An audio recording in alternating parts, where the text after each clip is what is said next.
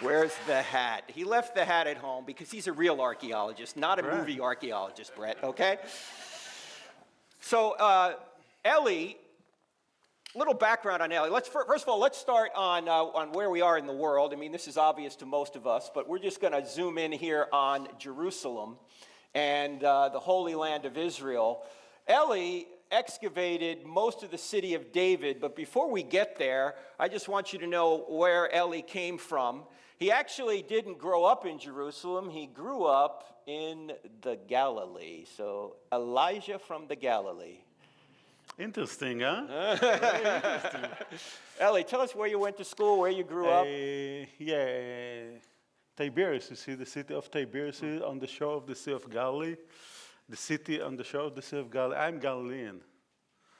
And you know, Galilean, very special people. You know it, no? Mm-hmm. So. In fact, Eli spent most of his time in the area where Jesus spent most of his time. You know, Jesus' hometown after Nazareth, after he left Nazareth over here, was Capernaum, right there on the northern shore of the Sea of Galilee. And so when we go over to Israel, Eli leads us to all these places, and he knows the ins and outs of all these places because he grew up there. And then after he graduated high school in 1979, he went and served in the Israeli army for 3 years. Everyone does. In fact, he fought in Lebanon. Mm-hmm. And then came back. And where'd you go to school for archaeology? Hebrew University in Jerusalem. And it was very, very interesting because after the, you know, it's 82, June 82, it was the war, first war against, in Lebanon, first war. And, you know, I'm a soldier, mandatory. I need to be in the army. We're going inside to Lebanon. We finish the army. And then, you know, it's a very interesting story because what you're doing, you're in Tiberias, and now you're going to Jerusalem, you know. So we're talking about 83. In 83 in Israel, it wasn't like in America. America, everything. In Israel, you know, we are not so by economy and all the other things. So it was very interesting. My mom pushed me to go to study in the university. So it was a very interesting story, but we need to talk about the finding, the archaeologists. So Eli is one of, how many brothers you have? 6 brothers. 6 brothers. One of his sister. brothers actually has a ship on the Sea of Galilee, and so when we go, Eli's brother takes us out on the ship.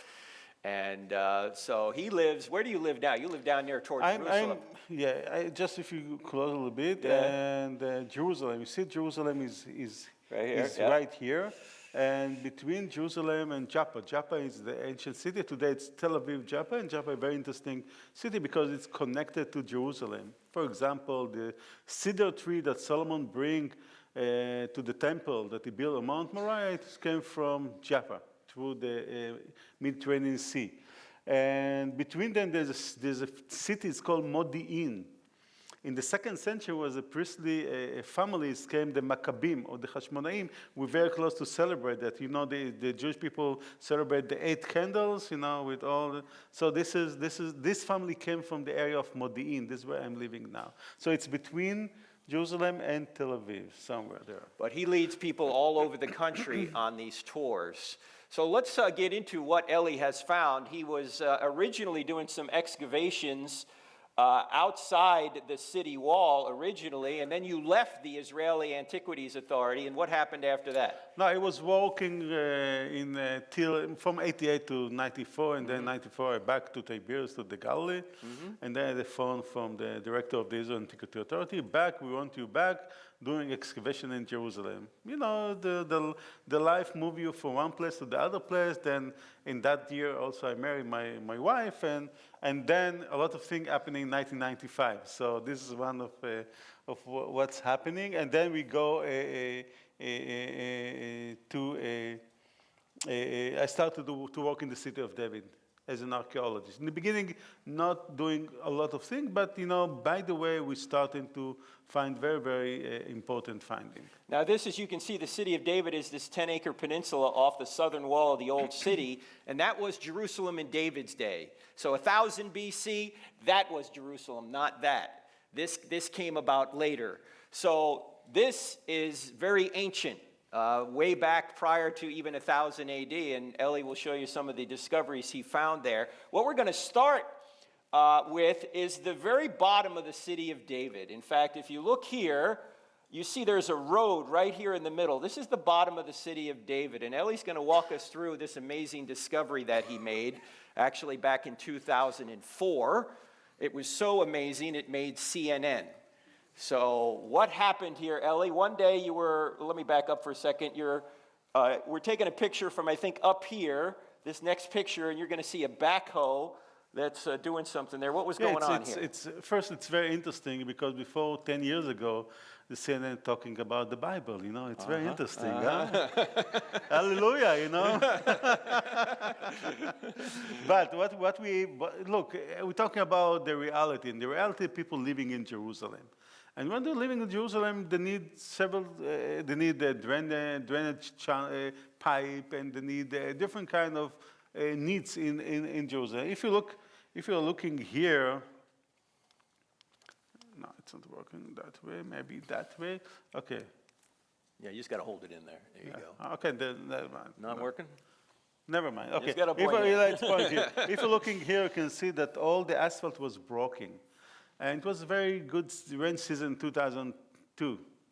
And because it was broken, so they said, okay, let's fix the area. Let's build a new drainage channel there, the new pipe there. And then you see the bulldozer, the bigger one here, Caterpillar, standing here and starting to work. They dug the channel to put the pipe.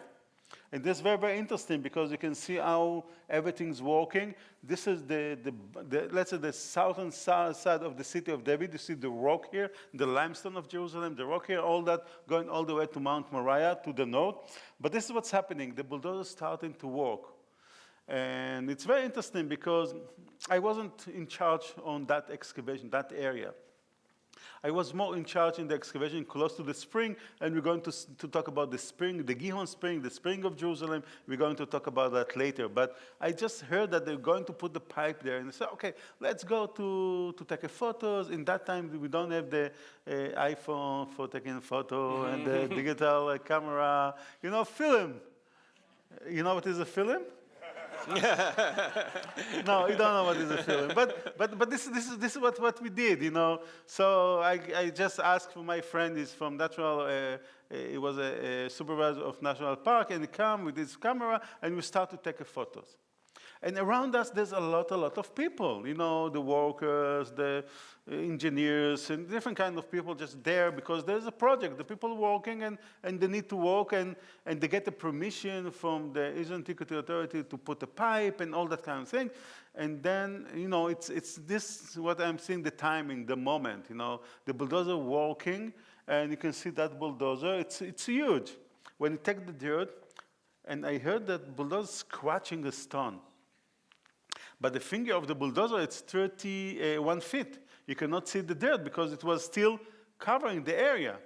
And I heard the sound, and I believe that all the people heard the sound, because if I hear the sound, other people hear the sound, but no one pay attention. No one said, okay, stop, there's something here. And you know, they're taking the dirt, putting it on a truck, another dirt, and I hear the sound of the stone, and I say, okay, it must be something there. I feel that I need to do something to see, to look, to see if there's something. Okay, if not, but let's see. And then I stop the bulldozer, and then I start to clean the dirt, and you can see the bulldozer scratching the stone here. You can see how the stone was broken here. 1, 2, 3 stairs. Okay, stop. And then, you know, they started complaining, why? We're losing our money. You know, like in America. you know what I'm talking about. So after a while, we say, okay, stop. Let's check this area, if there's something here or not. So we're starting to checking, and this is in the beginning of the checking. You see, this is the first one that we found, 1, 2, 3. A bigger one here, why? We'll talk about that. Another 1, 2, 3, 4, 5, and another one down below. This is the beginning of the excavation. And then we continue, we get a permission, and we continue walking. So what we found all that stairs going all the way. Look. How beautiful, original. I found that just like that. Above it, this is concrete wall here. It's part of a pipe. They want to change that pipe. You can see all the dirt here. You see the workers there. Maybe this is me, but you can see all the workers standing there, and you can see all the pipe going all the way, and we open just some square in the other side, and this is the end of the city of David. But what is this? What is this? A lot of stairs. You can see the corner of that area, and you can this two of my workers here, and you can see how it looks like, and we didn't just found the stone as the stairs. If you look carefully here, you can see that this is a plaster stairs. So before it was a plaster stair, then they put a stone on it to keep it as it is. And why we need that stairs all over? It's amazing. And you see what it's look like. So it take us to where? This is the question. Let's see. Another corner. There's another corner in the other side. Between this corner to the other corner, we're talking about more than 160 feet. 160 feet. 160 feet from one corner to the other corner. It's huge. It's a lot. Like, how the size the Olympic pool? Yeah? I don't know. No? Okay. How big is an Olympic pool? 50 meters? 50 meters? So that would be 150 feet. That's about what this thing is. Yeah, plus minus, And then you're digging, Eli, well, you find, what's this? And then found the coins. And the coins give us to understand where we are in the time. And this coin, see, very small coins. The size is just like that. And this coin takes us to the beginning of the 1st century BC. And that coin found in the plaster, inside, between the stairs. So that stairs built in the 1st century, beginning of 1st century BC. And that coins tell us when this area end. And this takes us to the revolution against the Roman. We're talking about year, for example, this year 4 against the 69, this 67, and this 68. We're talking about that area was destroyed by the Romans. But what they did in this area, why we have all that kind of stairs all over around? You see what he says? Is that these coins are actually rebel coins printed by the Jews against the Romans. Yeah, and it's very interesting because in one, they said for the freedom of Zion, and one, they say Legeulat Zion, it's that they say that for the future of Zion. It's mean in the year 2nd and 3rd, we already was good against the Roman, and we were talking about our freedom. And then we're talking about the Geulah, we're talking about what's going to in the future. We're waiting for the Messiah. So in the 60s AD, they're printing these coins because the Romans are coming to get them. There's a rebellion going on from 66 to about 70. Yeah. And then in 70, as you know, the Romans destroy the city, and basically millions, or at least hundreds of thousands, are killed. Jerusalem destroyed, they killed all over all the country. So we know this structure is from the 1st century, and what did you discover it was, Eli? Very interesting. What do you think? What it was? If we have a water, so what is that water meaning? This is a pool. A pool that built as a stairs. So which kind of pool is it? Yes, what do you think? Oh, wow, great. You did homework, huh? Okay, we're talking about the Pool of Siloam. And what is the meaning, the Pool of Siloam? I just want to remind you. Let's take a look. This is from John chapter 9. As Jesus went along, he saw a man blind from birth. His disciples asked him, Rabbi, who sinned, this man or his parents, that he was born blind? Neither this man nor his parents sinned, said Jesus, but this happened so that the works of God might be displayed in him. As long as it is day, we must do the works of him who sent me. Night is coming when no one can work. While I'm in the world, I am the light of the world, said Jesus. After saying this, Jesus spit on the ground, made some mud with his saliva, and put it in the man's eyes and said, go wash in the pool of... The word means sent, so the man went and washed, and he came home seeing. So this is the pool at which a miracle occurred through the power of Jesus. right here, John chapter 9. And of course, Eli went swimming.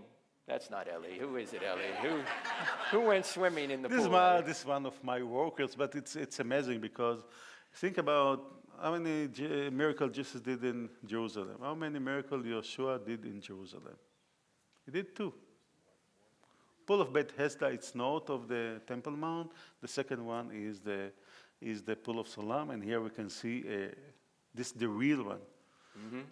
You know, what's happening between the Byzantine time, before 1,500 years ago, 5th century AD, till 2004, it was, tradition place. What was the traditional place here, Eli? Because this is where you discovered the Pool of Siloam, right? And if you look, the red sign, this is the ancient or the tradition place. And this is sometimes happening, in the world of, in the world. Someone point a place, and this is, from that moment, that's it. This is the holy place. But, we need to go to the fact. We need to go to the proof. We need to understand where we are. Jesus said, you nullify the word of God on account of your tradition. And they had a traditional place they thought the Pool of Siloam was. It was over there where that red arrow is right here, not down here. And they actually built a church on it, didn't they? Yeah, they built a church on it. You can see this is the Byzantine church that built by Queen of Dokia in the 5th century AD. And from that moment till 2004, all the people going here, there, to that pool, to that church. And, what the people going when they're going to a place that they say, oh, this is the real place. That's like they're going and praying, taking water. But as we know today, this is wrong. This is wrong. And of course, the real one, we know where's the real one today. It's the real one by the fact, by the finding, is a little bit south of this area. And what made Eli famous? I was famous before. No, Eli, nobody knew who you were I was famous before. Okay. CNN. It's very interesting, this is what we're saying, the CNN talking about reading the Bible, and she was very, very knowledgeable, when she asked me question about the place, about Jesus, about Yeshua, and she said, okay, this is the place where was the miracle, and it's amazing. And CNN, she's 6 minutes standing and talking the Bible. CNN, it's amazing. If you go to YouTube and type in Eli Shukron CNN, you can see the clip. Okay, now, but you weren't done there, Eli, because you dug out the Pool of Siloam. And by the way, how long did it take you to dig that out after the bulldozer we talk about went in? between 2004, 2006, 7. We was walking here around this area, and we you already read from John chapter 9, and what Jesus did, he put a mud on the eyes of the blind man, and what he told him, go wash your face. So which way you go to wash his face? It's interesting. So which way?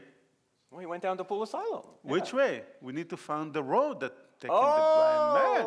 Frank. Oh, I got you. You want to show him the road? Yeah, we got to show him the road. Of course. All right. Okay. He's trying to direct me here because he knows this place a little better than I do, as you can imagine. But if you keep going that way, actually, let's take a look at this picture. Explain this to them, Eli. Yeah, you can see the pool here. He directs me now, But if you're looking here, we can see the pool here. This is the Pool of Siloam, and you can see the road that's going all the way to the temple. So when Jesus told him, go to the Pool of Siloam, he knew exactly where is the pool, and he knew exactly the road because it was there. Yeah, think about it. The guy's blind. How can you tell a guy, go down to the Pool of Siloam? He can't see, or Siloam, right? Gee, Jesus, thanks. Why don't you just heal me right now? You're going to make me go through the streets blind to this pool to get healed? How could he get to the pool if he was blind? Wherever he was on this road, he would just follow the road. And the road goes directly to the pool. And of course, the temple, the southern steps, the gate to the temple, Robinson Arch. So this is the temple, this is Jerusalem in the end of the 1st century. So Eli, before we go up this road, because Eli decided that he wasn't just going to end digging at the pool, he was going to try and dig his way all the way to the temple. But what did they use the pool for? What is the Pool of Siloam for? It's very interesting because the pool is a huge ritual bath. And ritual bath, it's called mikveh, or a place where the people was purify themselves before they go into the temple. Not cleaning, purify themselves before they go into the temple. Because if you go to the temple, worshiping God in the temple must be pure. And for to be pure, there's a rules, and you must go inside to the living water. And of course, the pool of Siloam getting the water from the spring, and higher level of purity is the water that came from the spring. These are the rules. So people came here, we talk about around 1 acre of pool.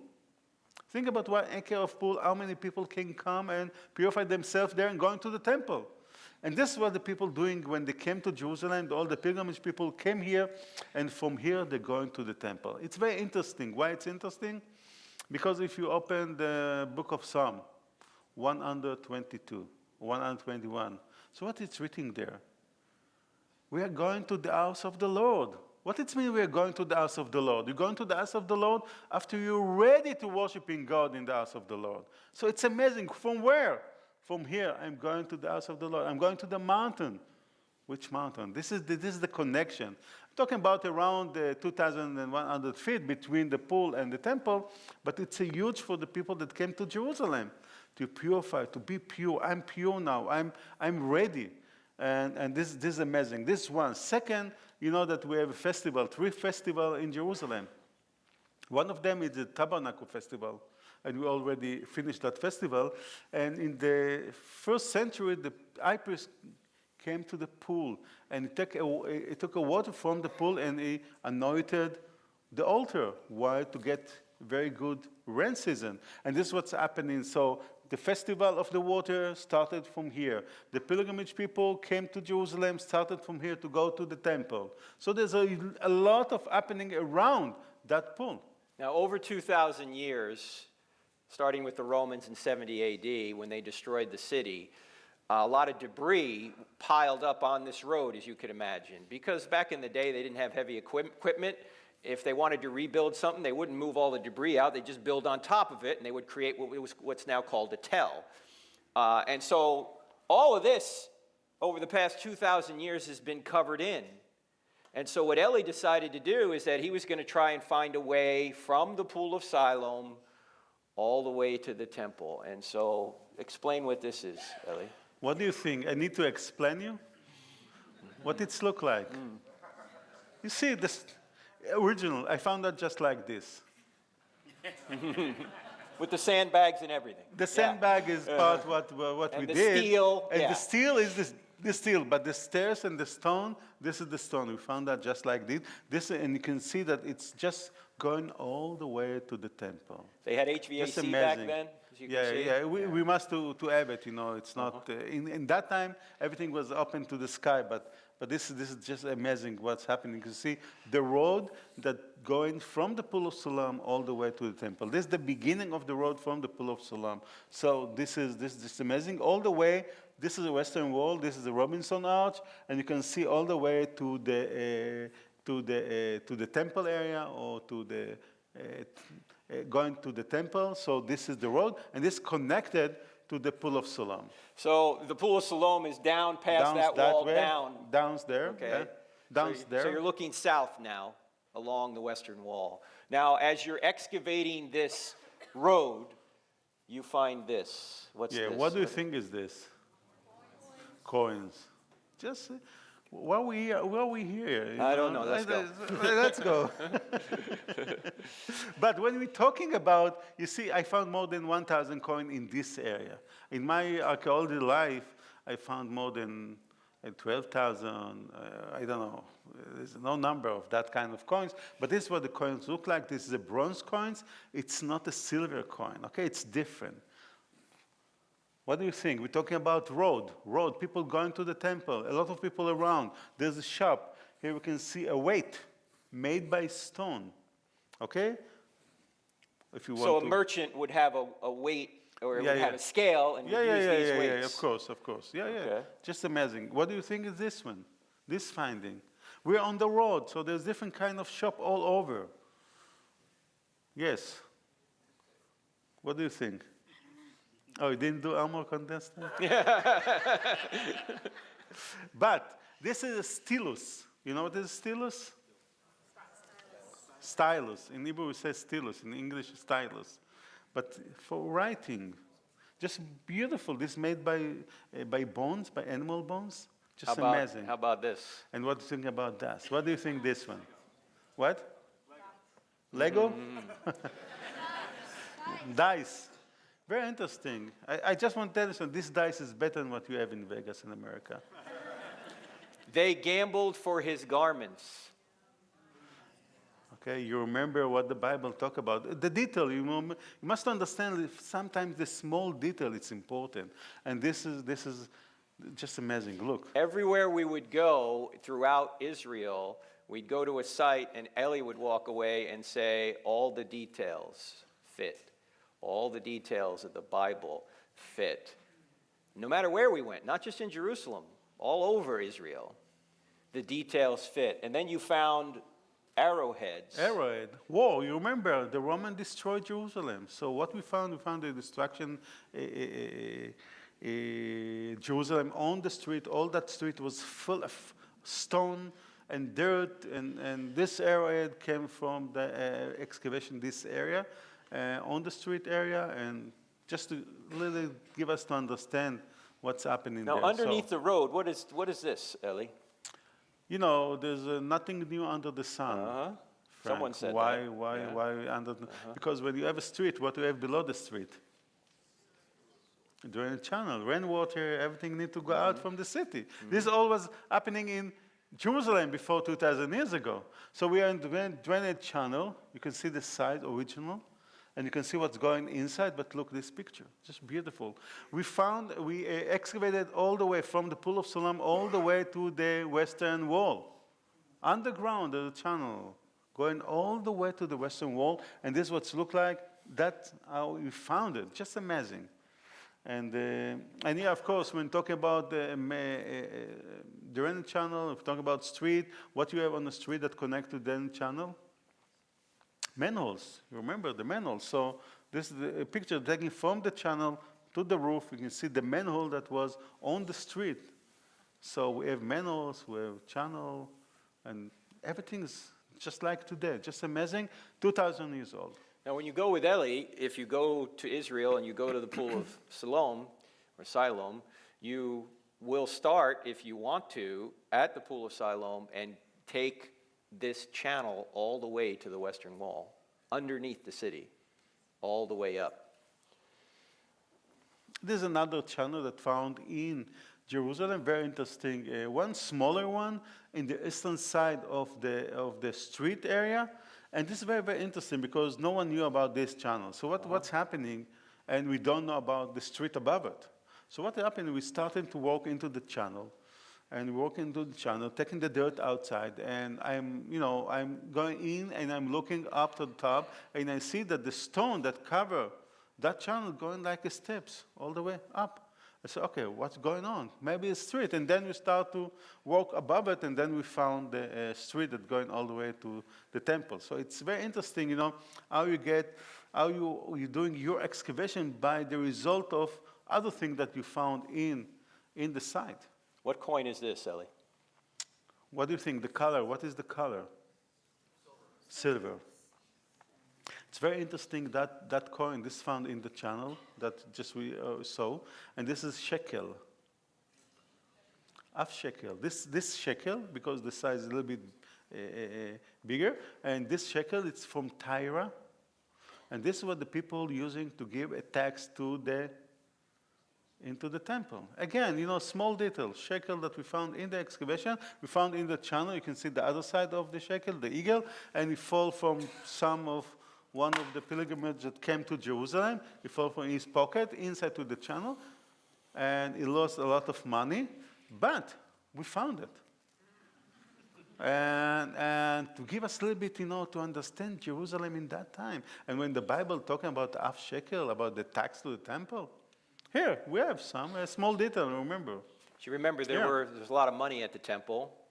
Jesus turned over the money changers. So this is from the 1st century, correct? Yeah, this coin? Yeah. Okay. And cooking pots. Yeah. Why are they under the water? I mean, No, under in the channel. in It's the very channel, interesting yeah. because it's Josephus Flavius, the historian, talking about the people that were hiding in the channel from the Roman. And now the Roman found them, so they are there, so they need to eat. So this was used by people eating when they're hiding from the Roman. And you must understand, the Roman above. And the Roman destroyed the city. And they heard the sandal of the Roman on the floor, on the road. And they smelled the smell of the fire. And they heard the destruction, falling stone. And this is it, this is Jerusalem. So the sitting and eating, I found that just like this. This is from the 1st century, cooking pot. And you also found Oil lamp. So they are there underground, so they need oil lamp. This is original oil lamp. It's not that found in the channel belong to these people. Can you imagine if somebody came to your town, a foreign force, and you were literally hiding in the sewers to avoid them, and you're cooking and you're eating underground? That's really what was going on in Jerusalem. Yeah. And that went all the way to the Western Wall, which is where Jewish believers pray now. Again, all the way from the Pool of Siloam under the ground. Now, Eli had to go under the ground to do this. Obviously, it was exposed to the air back then, but all the way up to the temple. Now, when we did this with Eli, he took us and we went in this drainage channel. How far is it, Eli, to the temple? It's 2,000 feet. 2,000 feet. So that is almost a third of a mile, almost a half a mile, right? 5,280 feet in a mile. So it's a little over a third, maybe of a mile, underground in very tight quarters. And you pop up, and where do you pop up when you come out? You pop up right near the Western Wall. So that channel went all the way there. Now, just a little bit of history about this for this Western Wall area. You pop up right over here on this side. You see all these stones right here in this area? They say those were the stones that the Romans threw down that comprised the temple. So this is the Temple Mount, and they threw the stones down when they destroyed the temple. And as you know, Jesus prophesied in about 30 AD that not one stone will be left upon another. And he said this will all happen within a generation. Well, he said that in 30 AD. What's a generation? 40 years. When did it happen? 70 AD. In fact, here's a little background. The temple was initiated by King Herod, who died in 4 BC, but the temple wasn't really completed until about the 60s AD. He started it in about 19 BC, I believe. Is that right? Yeah, somewhere around there? Yeah.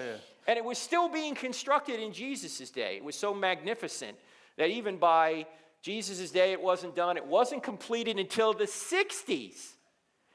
But then, of course, Jesus predicted it would be destroyed by 70 AD, and it was completely destroyed. So right after they complete it, the Romans destroy it. This is why it was a bit of a mystery to the Jews when Jesus kept saying, if you destroy this temple in 3 days, I will raise it again. And they thought he was referring to the temple that Herod had taken years and years, decades to build. And Jesus wasn't referring to that temple. He was referring to the temple of his body. Now, where is the temple today? Look at the person next to you. That's where the temple is. Because now we are living temples. The temple of Israel is gone, but the living temples still exist, and they're all over the world. You might be one of them. So, the site was not rebuilt until the Muslims built the Dome of the Rock right there in 691 AD. So this 600 years later, more than 600 years later, this site is not rebuilt. And in 1099, the Crusaders turned the Dome of the Rock into a church, but that only lasted for about 90 or so years because the Muslims reconquered it in 1187. And due to the Muslim control of the Temple Mount, there's been no real excavation to the Temple Mount. Eli has excavated right up to the Temple Mount, the Western Wall, which we're about to see some of it here, but even he can't go onto the Temple Mount. Now, I was asking Eli earlier today, and we don't really know the answer to this, but in 1967, the war which took Jerusalem back to Jewish control, for some reason, Moshe Dayan decided to keep the Temple Mount in Muslim control. I don't know why, but he did. So in order to go on the Temple Mount today, you can, but you have to go through security, and ladies, if you're not completely covered up virtually, you know, they're going to shoo you off the Temple Mount.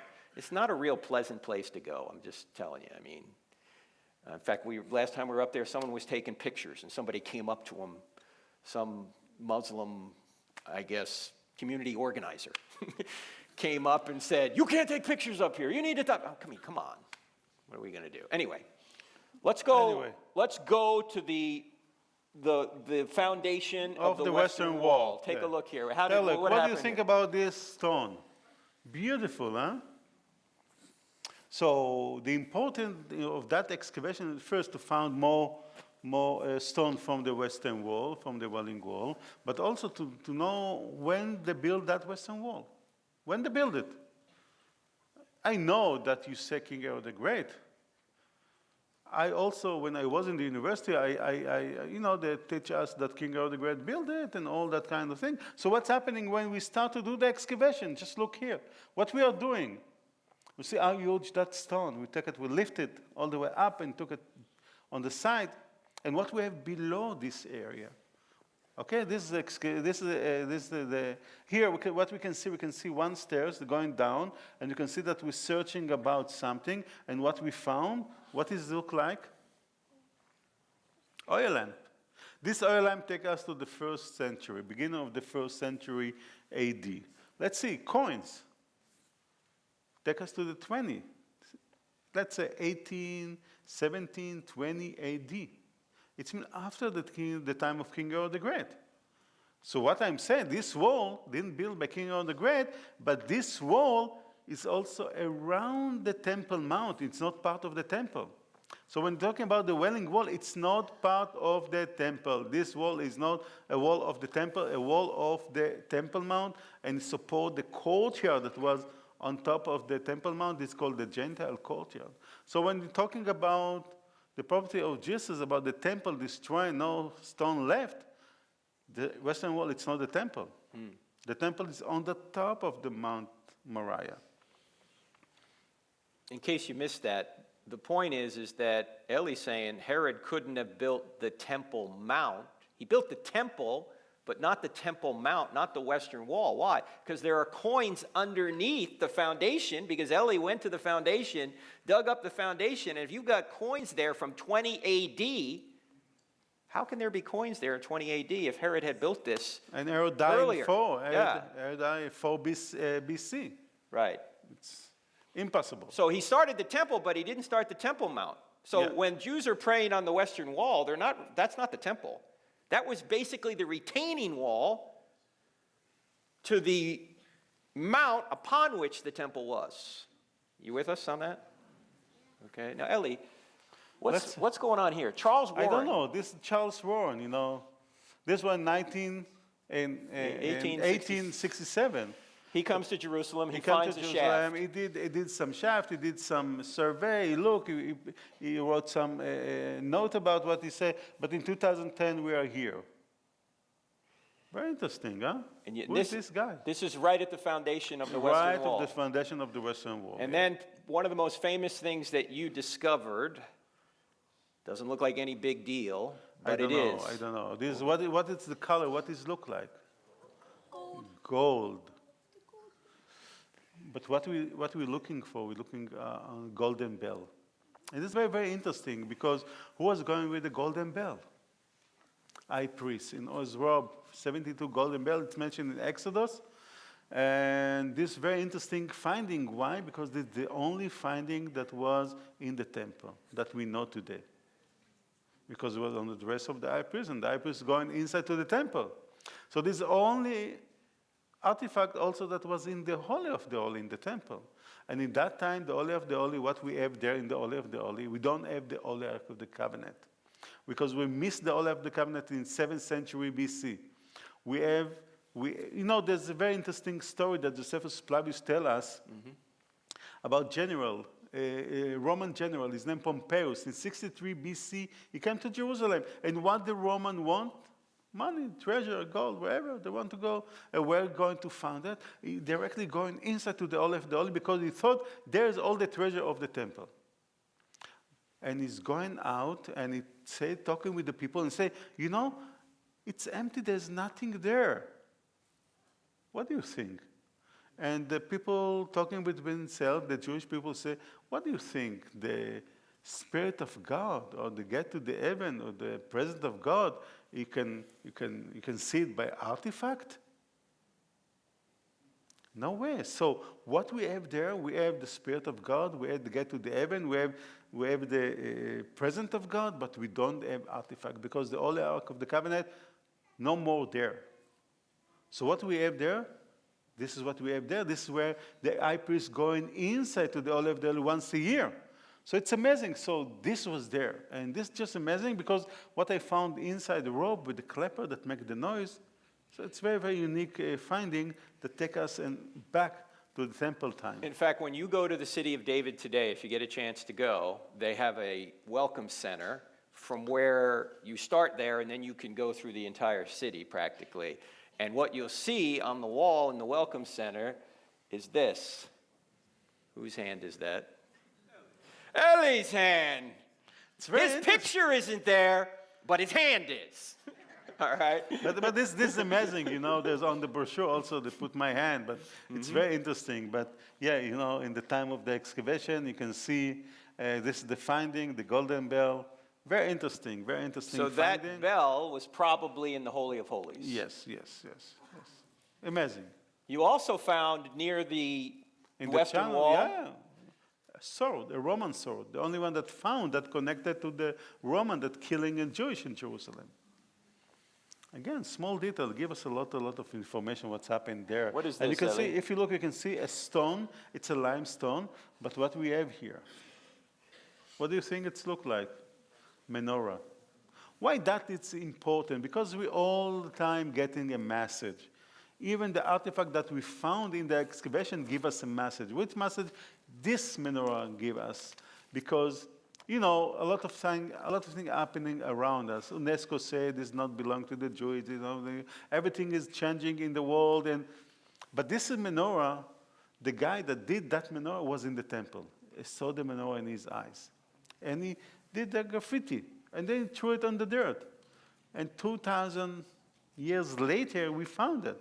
But think what's happening between the Roman destroyed Jerusalem till when we found it, what's happened to the Jewish people all over the world, all over what's happening from the Roman, from even in 20th century, the Holocaust. And then you are here, you are in Jerusalem. Oh, the temple was there, you know, the house of the Lord. And the menorah harkens back to Hanukkah, harkens back to the Maccabees in 169 BC or so, 167 BC, when Judas Maccabeus threw out Antiochus Epiphanes. Yeah, it's very interesting, the menorah, because the menorah, was the light of God, and you must have it in the temple, lighting all the time. So when we talk about Hanukkah, we talk about that, they found a jaglet, and that jaglet, it's a miracle that jaglet using for 8 days, okay? Light the menorah in the house of Lord. So this is because that we have 8 candles. But this is the menorah in the temple, and the menorah in the temple have a 7 branch, not 8, like we have in Hanukkah. But this is very, very interesting finding. Again, what we're talking about, message from the people before 2,000 years ago. And then you found a token to get into the temple. What does this is say, very, very special, because if you look, you can see there's an inscription there. You can read it. Well, it's Hebrew. No, this is Aramaic, but Hebrew Aramaic. And this said, the key, it's pure, and Yud Hey, it's God. You must be pure to God. So you would need this to get into the temple. Of course. And how would you get that token? Someone check you. But how would you buy that token? I don't know. No one talk about that. All right. But may you buy, may you just not. have to come out of the pool of Siloam, and you have to be clean, and they give you a token, and then so you could get on the ride if you were tall enough. Frank, right? wherever you say. Okay, all right. But this is the deal. You must be pure. If you're not pure, how you can worship God in the temple? So how you know that you make a ritual, but how you know that you're pure? How you know that you're in the rules? Oh, token. Take a token. Like today, there's nothing new under the sun, and the token was using, and they're showing the token, and you are in the rules. Okay, let's go worshiping God, and this is the deal. You found a tool to build Yeah, the wall. this very interesting finding made by Aaron. I found it in the foundation of the Western Wall, but this belonged to the workers that built the temple. A chisel that made by Aaron. Chisel? Chisel. This is a chisel, 2,000 years old, found in the foundation of the Western Wall, using by the workers that built the temple before 2,000 years. Amazing. We're touching the people that coming to the temple. We're touching the people that build the temple. Some of the stones that were used to build the temple and even the Western Wall are so precisely cut that you can't even put a razor blade between them. And there's no mortar. They're just stacked. All right. Let's now go back to the city of David. We've just taken a journey from the Pool of Siloam all the way up to the Western Wall. Now we're going back here to the city of David, and this is where Eli was originally commissioned to do work, in the city of David, near the Gihon Spring. And for those of you that have been to Jerusalem now, you know that the Gihon Spring actually has a tunnel called Hezekiah's Tunnel that goes all the way down to the Siloam Pool, what they thought was the Siloam Pool, right? The real pool's down here, okay? You got it. I got it now, That's man. it. Easy. When you found that, it's easy. So, what is this spring, which when you go there, this thing is just pouring water out continually, and you can walk through this tunnel. But when you look at it now, Eli, this is what the spring looks like, right? This is the spring. Of course, you can walk inside to the spring, and today the spring going all the way to the Pool of Siloam. But this is the heart of Jerusalem. Without the water, without the spring, how the people can live? Okay, we're talking about before 4,000 years ago. Okay, it's not like in here in Charlotte, you're drilling and you're pumping, you have a well below all the houses. No, in Jerusalem you cannot do it. Everything it's rock and limestone rock. You cannot do it. In the ancient time, if you want to build a city, you must have water, living water. And this is the spring of Jerusalem, everything happening around that water here. Okay, so you're digging near this spring and you come across... And I'm digging, and look. What we are seeing here, you see the stone, the size of the stone. It's huge. And with that, of course, we're talking about excavation. We go layer by layer by layer. And if you're walking layer by layer, we want to know where you are in the time. And by the finding that we found there, by the pottery and the other finding, we are in the Middle Bronze period. When is that, Eli? When is the Middle Bronze? 3,800 years ago. So we know that in that time, this time of Abraham. So who was the king in that time in Jerusalem? Abraham. You see the corner of the tower around it? You see how he uses it? Abraham, who was in Jerusalem, king of Shalem. Very mysterious figure in Genesis 14. Who is it? Melchizedek. So when we're talking about all that finding that we've seen here around the spring, we're going back to the Melchizedek time. So he built a huge fortress around the spring, around the water, to protect the water, to protect this area. It's huge. And just go and further from time of Melchizedek, go to the time of David. Let's go to David for a second. Let's go. Here's Eli actually out in front of Area G, which is on the east side of the city of David. And you can see how it's tiered up. No extra charge for this, but in David's time, when David's on his roof and he's looking down, who does he see? Bathsheba. Why could he see her from his roof to her roof? Because he's probably at the highest point in the city of David, and he could look down and see every other person, every other roof below him, so he sees her bathing below him. All the details fit. The topography fits. What happens in David's day? How does David actually take this city? Because David shows up in about 1000 BC. Abraham's there 1800, maybe 2000 BC. So almost 1,000 years later. Well, 2 Samuel tells us the king and his men, David and his men, marched to Jerusalem to attack the Jebusites who lived there. The Jebusites said to David, "You will not get in here. Even the blind and the lame can ward you off." In other words, our fortress is so strong, we don't even have to be good warriors. We could be blind and lame, and you're never going to take this place. So it's like a Monty Python movie. You know, the guy's on the top of the thing, and he's yelling down. He's taunting him. That's basically what this guy's doing to David. He's taunting, "You can't get in here. Forget it." It says, they thought, "David cannot get in here." Nevertheless, David captured the fortress of Zion and the city of David. How did he do it? Who knows? Who's a biblical historian in here?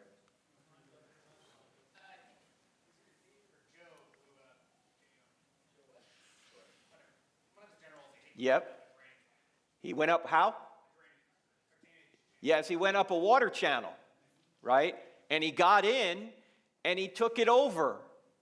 Now, notice the blind and the lame. Eli mentioned there were 2 miracles that Jesus did in Jerusalem. The rest of them were done outside of Jerusalem. Actually, he did 3 because he rose from the dead. That would be another one.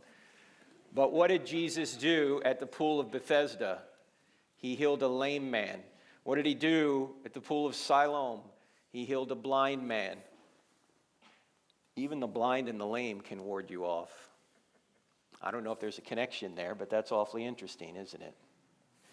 So, Eli, you're digging around this area. You think you found the Jebusite fortress. This was the Canaanite fortress that used by the Jebusite fortress, they used by David as his fortress. And the city of David is not Jerusalem. The city of David is the Jebusite fortress. So when you're talking about that, we talk about this area around the Gihon Spring, on all that huge stone wall that we seen part of that fortress there.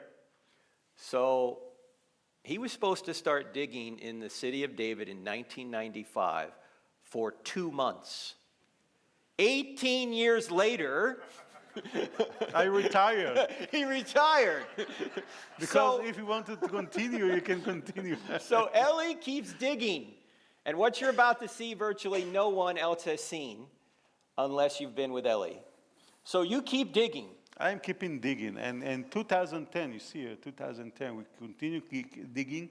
And we digging above the spring area, a little bit to the south. And if you look, we can see here a lot of stone, dirt, and there's some small oil. And this is what we seen in the beginning when we go in this very, very special place. What do you think this is here, Eli? We're getting I don't know. I'm not thinking. Yet? I don't know because I can think. What's this over here? I don't know. All right, let's keep see. digging. Let's see. Keep digging. We are digging. All right. Yeah, keep yeah. digging. Well, you want us to dig? What do you think? What do you say? Keep digging? Okay, keep digging, Frank. This is let's time-lapse photography. Okay. This is 18 years in 6 minutes. Okay.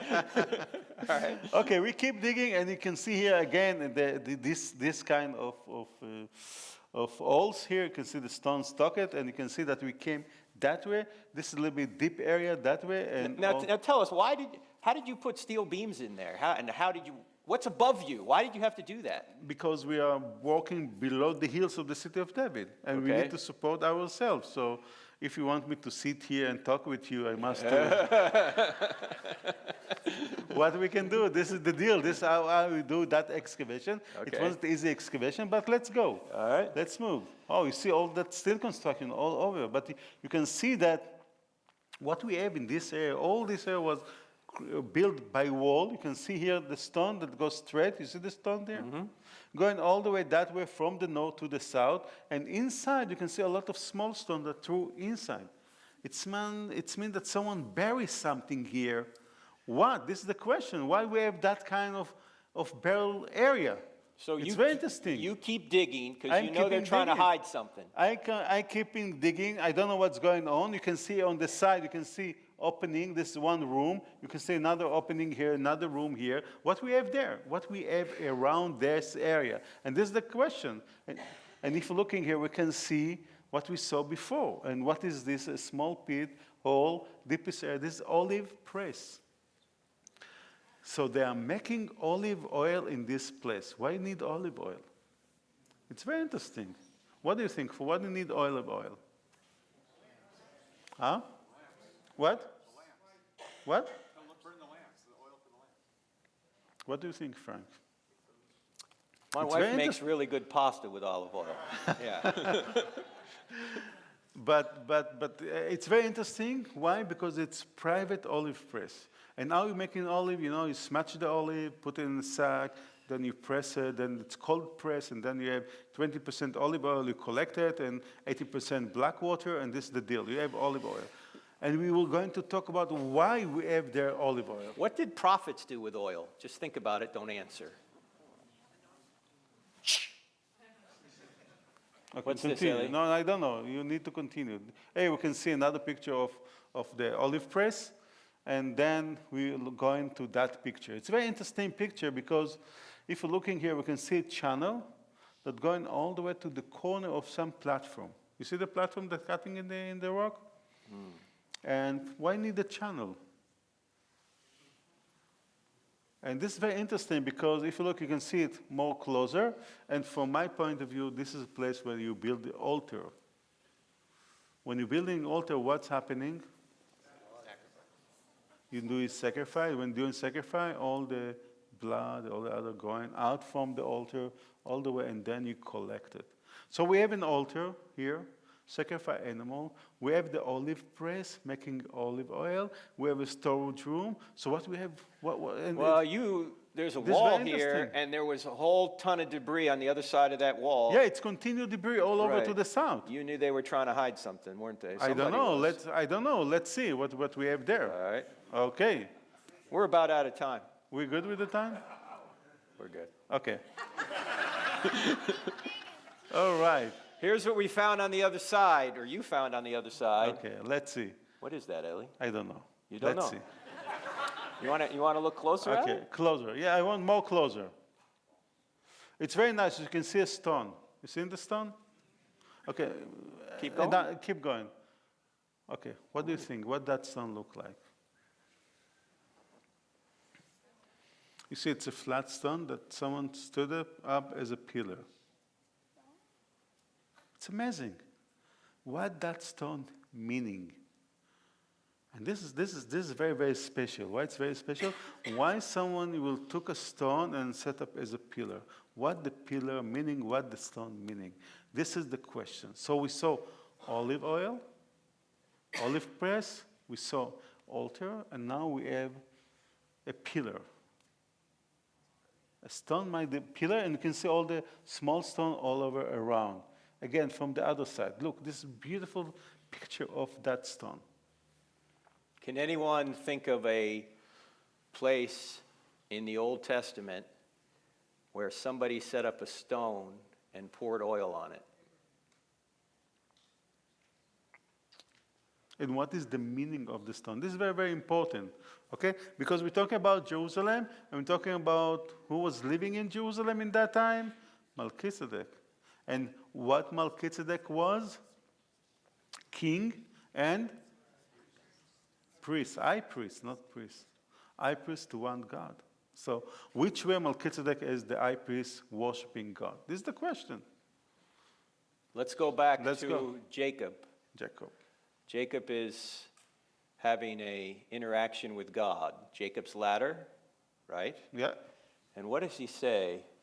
When Jacob awoke from his sleep, he thought, surely the Lord is in this place, and I was not aware of it. He was afraid and said, how awesome is this place? This is none other than the house of God. This is the gate of heaven. Early the next morning, Jacob took the stone he had placed under his head and set it up as a pillar and poured oil on top of it. He called that place Bethel, and this stone that I have set up as a pillar will be God's house. Now, this is not the stone Jacob set up. Jacob set it up in Bethel, but this is the only standing worship stone ever found in the city of Jerusalem. And we can date that area to the time of Abraham, Middle Bronze period. So who was the king of Jerusalem? Who was the king of Jerusalem in Abraham's day? Who did Abraham sacrifice to? Melchizedek. So which Melchizedek worshiping God? This is the question. So he worshiping God the same like Jacob, and here we can find the finding. So for what we need the olive press, for what we need olive oil? To anointed. What's it say here. You poured and oil. And this stone that I have That's set up as a pillar will be God's house. So what we need to do, we anointed the pillar, and the pillar, what is it? You can say. God's house. The house of God. But Eli, you weren't done, because there was something further to the left of the standing stone, and you found cutouts in the floor and a storage space, a cave. What are these cutouts? We're talking about very, very special place. We're talking about, this is what I'm saying, Melchizedek Temple or Temple Zero. You know why Temple Zero?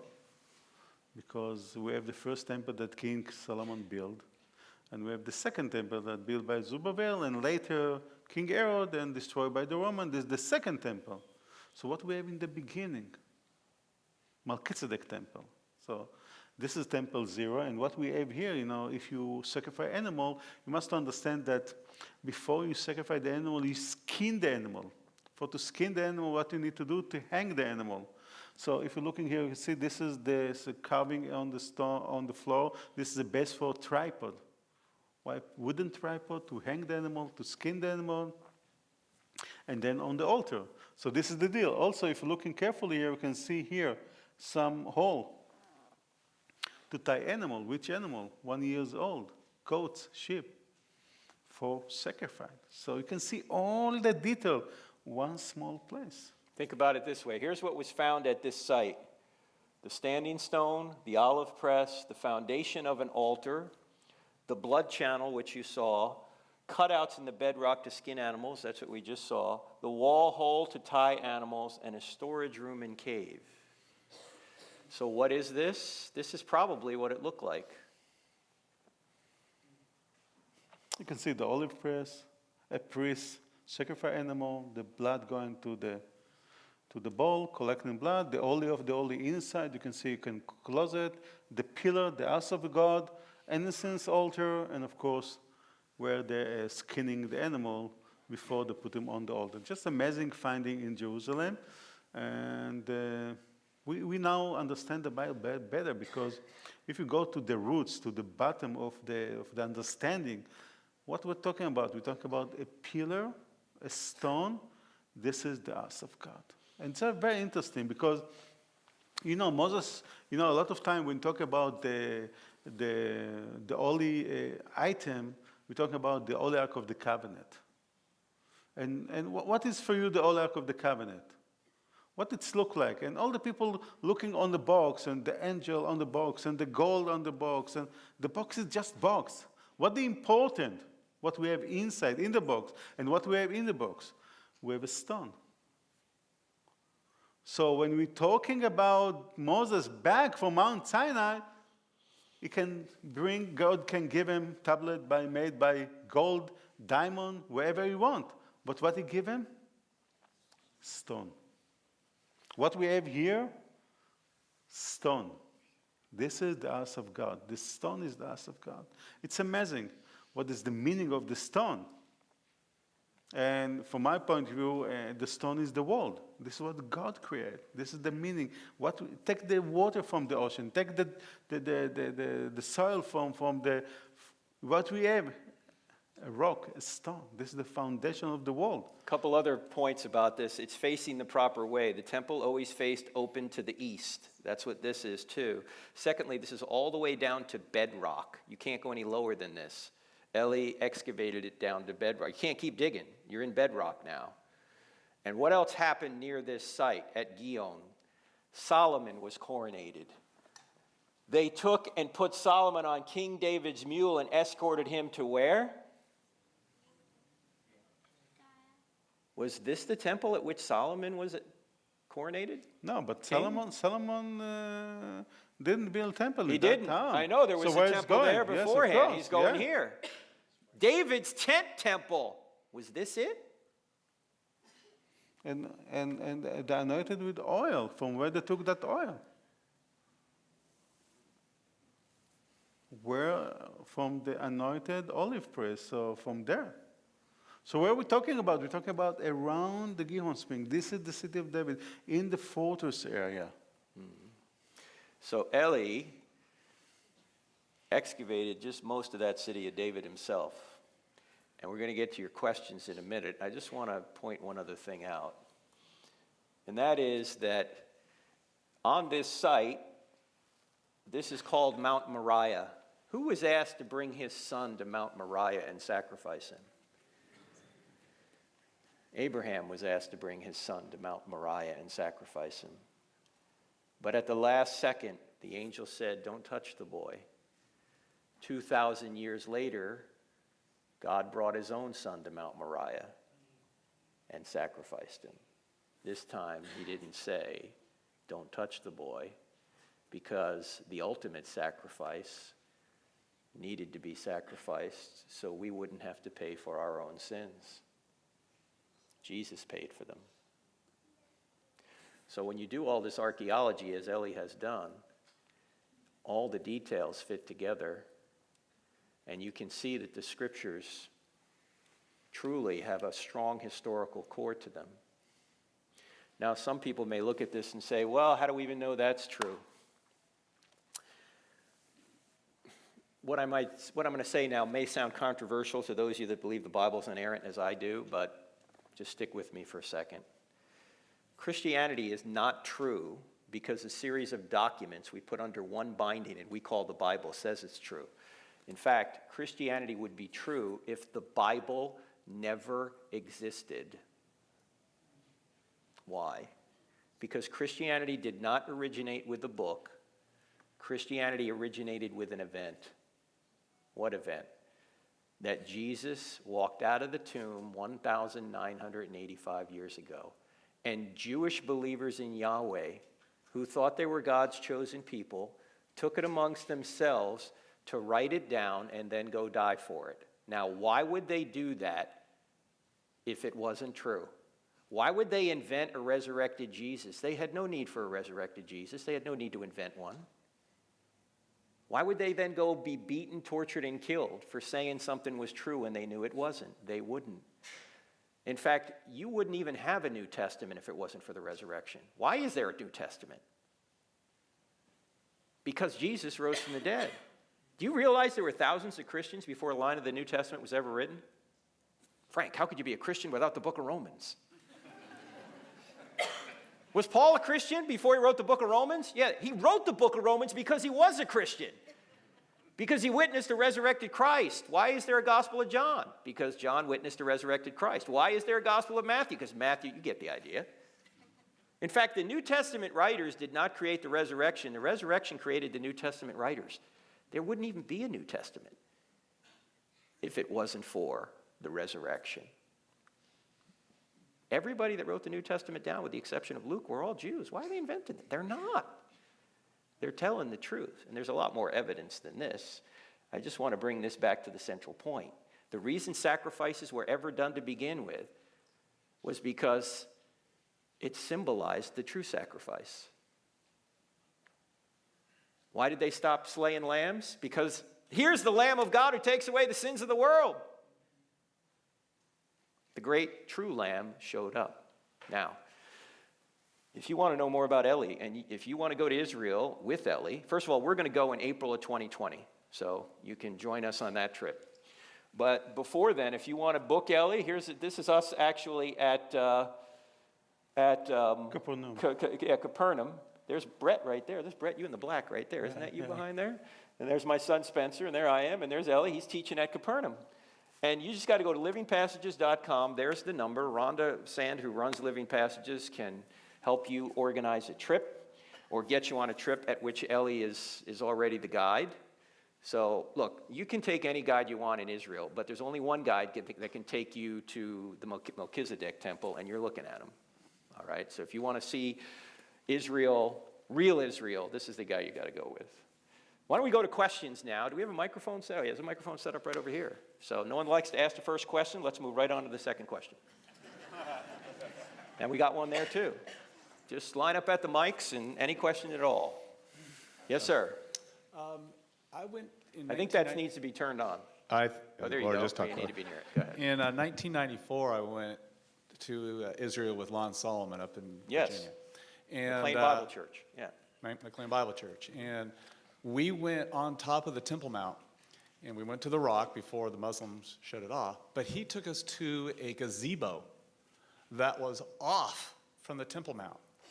And he said they believe that the Ark of the Covenant was down 50 feet, 50 yards or something, and then in from the wall.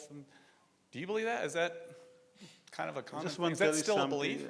I want to tell you something. It's very interesting what you're saying, but a lot of people saying different kind of thing about the Old Ark of the Covenant. Someone said it's in desert, Judean desert. Someone said, like you say, underground, there. And I say, no one knows exactly where is it.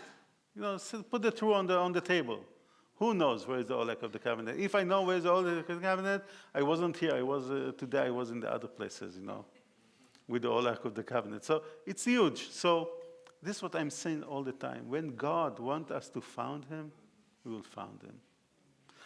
Yet till now, no one found nothing from the Old Ark of the Covenant. If you do find it, don't open it because your face will melt.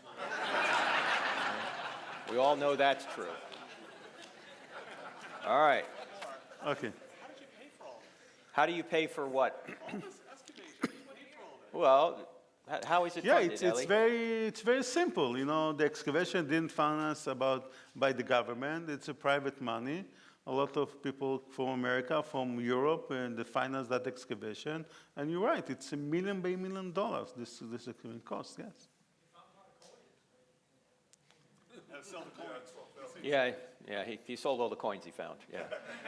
Yes, sir. First of all, I'd like to say that Tiberias is a very beautiful city. I got to go there a few years ago. Absolutely gorgeous. If I had the chance, I would move there in a heartbeat. But a few years ago, I was able to travel Bible lands with Stephen Collins.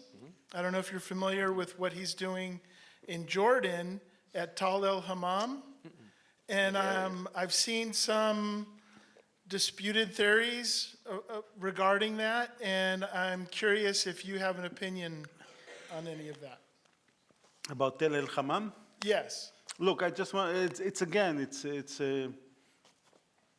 very interesting because everyone, this is the problem. No problem, this is archaeology. Wherever they're going and they found something, this is the truth, what we are founding. That's it. If the other ones say other things, so Tel El Hammam, it's very interesting places from the Middle Bronze period, but there's some people agree, like that professor agree, but there's other option around the sea, the Dead Sea, that say, this is Sodom and Gomorrah. Tel El Hammam, Sodom and Gomorrah. So we don't know exactly. If you could find one more thing, what would it be? What you asking? If you could find one more thing, what would it be? This is a very, very interesting question because before 1 year He lost ago, his keys the other day. You might want to find those. Before 1 year ago, some newspaper reporter asked me a question, if you're allowed to walk on the Temple Mount, where are you going to walk? What do you want to find? And he asked different kind of an archaeology. Everyone had his idea. And I said, I want to find the Holy of the Holy. Who don't want to find the place where is the presence of God? So if I will have a chance to do some excavation on Temple Mount, to find the Holy of the Holy in the temple, this is going to be very, very, very important finding. Thank you for asking me that question. That's a great question. Great question, yes. Who can top that? No adult. Everyone's sitting on their hands now. No other questions? That's it? Yes, sir. Okay, a couple of them. You didn't really mention the name of the road from the pool to the temple. And the second part is, you did identify Hezekiah's tunnel. Was there some significance to Hezekiah's tunnel that we should know about? Eli Way is the answer to the first one. Now, what is the name of the road, Eli? Is there a road name from the Siloam to the... There's a pilgrimage road. There's no name in that time. I Googled it real quick and I found Siloam Road, but I don't know if that's correct. This is a new road, the new name that they gave to that kind of road, not more than that, you know. So if you want to, it's Pilgrimage Road, Siloam Road, Pool of Siloam Road, it's wherever you want, you know. I just want to tell you something. When Jesus told them, go wash your face in the Pool of Siloam, he didn't tell them, go through road number 10 west, 77 east, and then you get to Pool of Siloam. No way. He Pay didn't the do toll it. first. So he told them, okay, let's go. This one road. Okay, this is the road. This is the way. So no name to the road in the ancient time. How about Hezekiah's tunnel? Any significance? What is the significance of Hezekiah's tunnel, Eli? It's just a pipe that brings water from the pool, from the spring to the pool. But what we have an inscription that mention how they make it. And this is how they make it. It's very, very interesting because there's underground, two groups of workers from both sides, and they meet each other, how they did it. There's a lot of theory how they did it, but I think they follow some crack in the bedrock, so this is the way how they did it. So it's very, very interesting, you know, Hezekiah tunnels, but it's very special how they made it, use it as a pipe, taking water from the spring inside to the pool. An engineering marvel 2,700 or so years ago. And Eli, did they bring it in because in case the city was under siege, they could have water inside the city walls? That was the purpose of it? Yeah, this is what some scholars saying, to bring the water inside to the city. And because the Assyrian was around, you know, and the king of the Assyrian is Sennacherib, and he sent his general, his name Rabshakeh, you know. And we're talking about the time of Isaiah, end of the 8th century BC. So this is what they did to keep the water inside to the city. You know the story of Sennacherib, right? He took Lachish, and then he went to Jerusalem, and he had Hezekiah caged like a bird, it says. It's actually a prism. I think it's called the Taylor Prism, Yeah. or Sennacherib Prism, that you can see in the British Museum. So there's an extra biblical source that Sennacherib says, I have Hezekiah caged like a bird. So Hezekiah's inside the city of David, inside the walls. He's already built the tunnel, so he's got water in there. And Sennacherib says, you guys better come out because, you know, eventually we're just going to starve you out. And then what does God do, apparently, according to the scriptures? Huh? What does the angel of the Lord do? Yeah, it kills 185,000 of Sennacherib's troops. And all it says in the text is Sennacherib went home. So he went back home to Babylon. And after 2 years, what happened to him? He was killed by his own kids. So And if you go to the British Museum, what the Brits did, because they owned everything at one point, is they went into Babylon, or Nineveh actually, and they took a relief from Nineveh and they put it in the British Museum. And if you go to the British Museum, it's an entire room of the story of Sennacherib taking Lachish. The problem is when you get to Sennacherib, you see his face is actually etched out. Why do you think his face would be etched out? Because the people of his own country weren't happy with him. Can you imagine coming back to your home country and you have to face 185,000 upset mothers? So all this fits. Sennacherib did have Hezekiah caged like a bird, but he couldn't take the city because the angel of the Lord prevented him.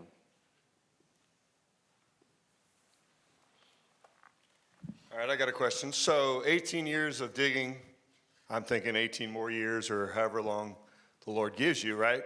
So how could we help expedite that process? Like if we were to, bring a group that would want to help on a mission, I mean, do you take volunteers to help with excavation? look, I think I'm not now activity in the field. If you're connected, they may use some volunteer. It depends, you know. Eli doesn't digging anymore. I'm just retired from doing, after 25 years underground. So think about that. If I was still doing excavation, I wasn't sitting here and talking with you. So, and I never met Frank. And this is the deal. It's mean we're now out of the excavation. And what is the mission now? And this is important because all of you reading the Bible, know the Bible, but to understand the Bible as 3D. This sometimes important. So when you came to Israel and you're looking around, you can see the finding, and what you're trying to understand the finding with the Bible. And this is the important, one hand Bible, one hand the finding, and how all going together. About, the true stuff. There's a lot of tradition, but to give it to understand how it's look like. And this is a huge mission to give to the people to understand the Bible better than what they understand when they're sitting just here in your arm reading the Bible. So it's different a little bit. It is a cliche, but it's a true cliche. When you go to Israel, it does bring the Bible to life because you can see things. You can see Jesus said this here and he did this here and Paul went here or Peter went there. And you can see how it all fits together. And it's different what you're thinking, okay? Because the country is more smaller. So then, are there no more diggings going on? Is that what you're saying? You're retired? Not, or are there? No, Someone else is doing the work? they continue doing some excavation there, Okay, no good. problem. So if you want, you can connect it to Israel Antiquity Authority or to some university that's working there. But you can find all the information in the internet, and you need to tell when you're coming and how many days or whatever. So yes, of course, no problem. Yeah, no problem. Yes. I saw one presentation where it said you need a lot of water where they're doing the sacrifice to get all the blood to flow away. So how would they get water to the top of the mount if the spring was below? And this presentation was saying, well, maybe the temple was below near the spring in the old city of David. Are you asking, is Eli saying that Solomon's temple is in the city of David? No, he's not saying that. We're saying No. there could be a temple prior to Solomon's temple. David had a tent temple where Solomon was coronated, and that could have been either aspect of that or it could have been Melchizedek's temple. Melchizedek may have had a temple in 1800 or 2000 BC. No, when the temple, the second temple destroyed in Okay, 70 the second- AD. no, 70 AD, okay. That temple, On Mount Moriah. Did they need water up there? Did they have any springs up there? How did they get water? I'll get the water on the Temple Mount Yeah, in just to get the the blood to time of flow. Jesus. Let's say that way. Eli, Okay. Eli. There's a lot of. Yeah. Okay. Show him that. Yeah. Okay. You see where all the. Okay. If you're looking here, we can see huge reservoir water. This is below the western wall. Below the western wall, a huge reservoir water. This is from the first temple period. This is for using in the temple that King Solomon built. But in the first century, we have aqueduct that bring water from the hills of Hebron, south of Jerusalem, aqueduct, running water all the way inside to the Temple Mount. So you have a huge cistern all over, and you have running water inside to the Temple Mount, so no problem of water in the Temple Mount. If you take the road that Eli found all the way to the temple, or underneath the western wall, near the western wall there, this ladder actually goes up to that road that keeps going. And Eli discovered this cistern, which is 65,000 gallons, I think. Yeah. And last time we went there, we actually went into this thing. We went down that ladder. It took us 20 minutes to get down there, all of us. And then we sang hymns because it has the best acoustics you could imagine. Even people who can't sing sound good under there. Brett. Hi, Eli. Good to see you. In your 25 years of digging, what would you say your favorite moment was? Or maybe a moment where you felt God's presence? What's that one moment, if you could pick one moment in 25 years? 25 years, it's a lot of moment, It's every second can be moment. But I will talk about 2, 3. First one we're talking about the Pool of Siloam. It's huge. It's huge. Something very very unique, And you heard the sound, and then you found something that, and this is amazing because today when you're coming to Jerusalem, and you're walking through the Hezekiah tunnel or you just right tunnel wherever, and you're going to this place, you see a lot of people sitting there. A lot of group, different kind of group from all over the world. When they're sitting there, what they're doing? Holding a Bible, the Holy Bible in the hand, and reading from the Bible. So it's not huge. It's not something special. This one, it's huge. And to find it and to say, okay, this is for you, people in the world. You can be in the real place, not in the tradition place. So this is very, very huge. Other thing, the golden belt, the high priest, something that was in the Holy of the Holy. So I'm all in my hand.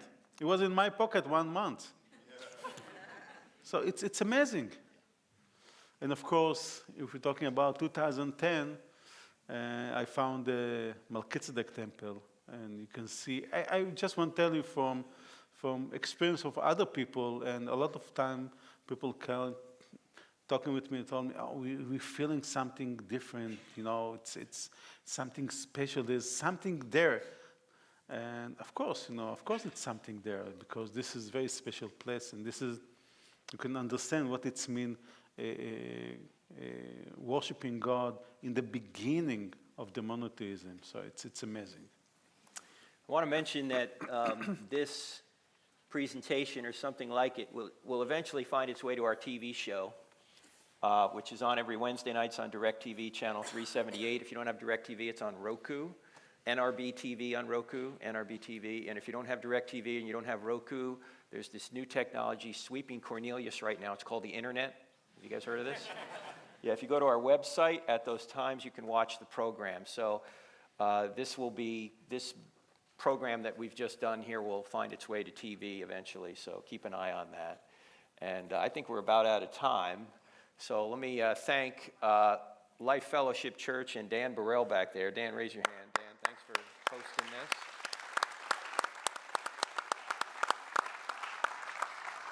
And thanks for the entire team here. And what's that? We have one more question? Oh, go ahead, one more question, and then we'll close in prayer. The answer is no. Okay. Yes, go ahead. Very funny. Yeah. So as you guys mentioned earlier, so the Israel and the surrounding area is hotly contested between three major religious groups, Judeo-Christianity, and which is two, obviously, and then Islam. I was wondering, so all three groups working or existing in close proximity to each other, has that ever caused some sort of obstruction in trying to pursue your digging or whatever? Has that ever caused archaeology? We are about out of time, aren't we, Ellie? What he's talking about? He's asking the question, do the political tensions between Christians, Jews, and Muslims, or Palestinians and Jews, has it ever caused any trouble in your excavation pursuits? I just want to tell you something. Off camera. No, just between me and him, there's some personal stuff, But you must understand, when you are, it was a lot of things around that excavation.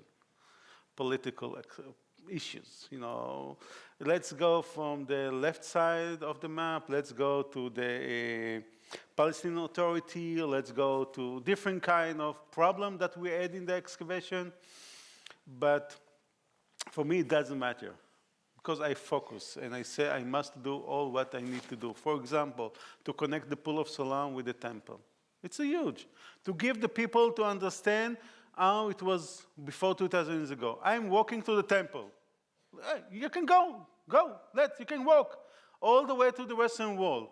And it was a lot of problem around that. In the other places, was a lot of problem. But in the end of my work, all what I planned, I did. And I did not for me. I did it for all the people in the world, include you, that you can come, you can see, you can get the experience, you can enjoy wherever you want. This is for the people in the world, not for the state of Israel, and not for the state of America, or not for the Europe. This is for all of you to come to get the experience, because this is the Bible. And we're trying to make the Bible alive. And this is what we try to do. So, problem, we all the time have a problem. We did it. That is the, That's right. This is the,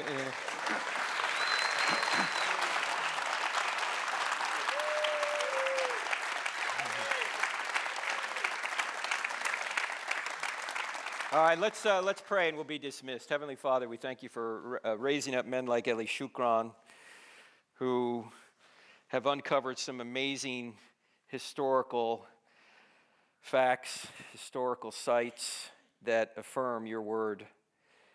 I pray if there's anyone here who is not a Christian, that they would look at these findings, and there are many more that affirm that what is written in your word actually occurred and is actually true. We thank you that you've given evidence, that you give us minds to know you and to make you known. I pray that you would take these people, make them ambassadors for you out there in a dark world. Thank you for Life Fellowship Church and Dan Burrell and the entire team here. And thank you so much for Eli Shukron. In Christ's name, amen. Thank you, brother. There you go.